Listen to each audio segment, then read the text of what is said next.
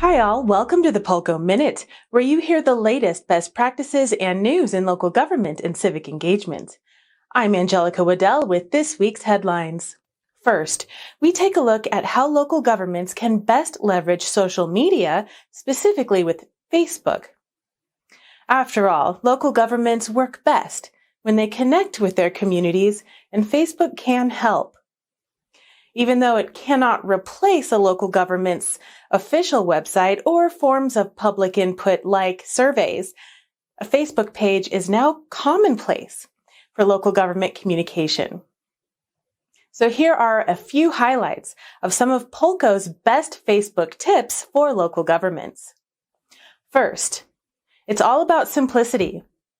A local government's Facebook page must have a simple layout and use simple graphics. Next, it's not enough to only have a page. That page actually has to be engaging and helpful, where relevant information is constantly shared. Not only should the page be helpful, but the content also needs to be interesting, since people are more easily drawn to pages that are fun.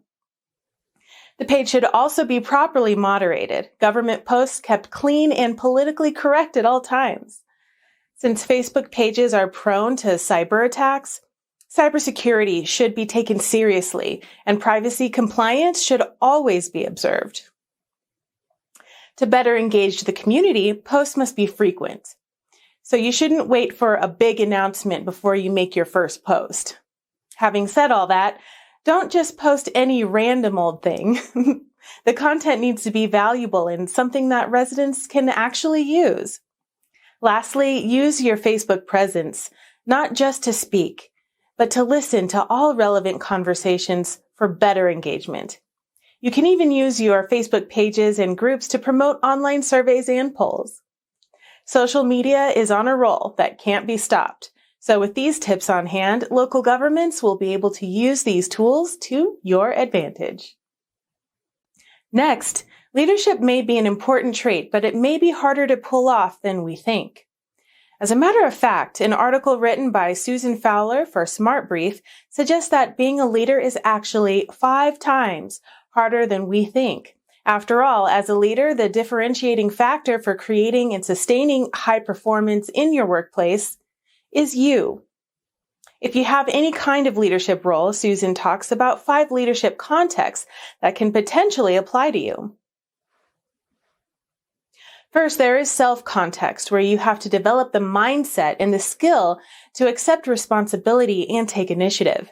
Then there is one-to-one context, where you develop the abilities and focus the energy of your direct reports. Once you have mastered those, then there is the team context, where you learn how to structure and develop your team's collective abilities.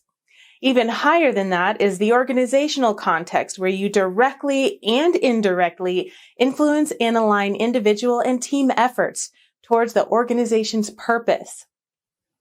Finally, there is the alliance context, where you're able to use networks and bilateral relationships to create a third entity that extends beyond corporate boundaries. You also have to remember that with these different contexts, there are also different skills, such as developing SMART goals for self-context. Whatever context applies to you, it all boils down to one key requirement. If you are serious about leadership, take the practice of leadership seriously. After all, just like any other skill, leadership is complex and it deserves more practice. Thanks for watching the Polco Minute with me. My name is Angelica Waddell, Director of Communications at Polco National Research Center. Polco makes it easy for local governments to get accurate and reliable feedback from their communities. How are you keeping up with today's engagement issues and trends? Join a panel discussion with other local government leaders and us nationwide. Connect with me on LinkedIn or send us a note at polco.us/contact to let us know if you're in. See you next time.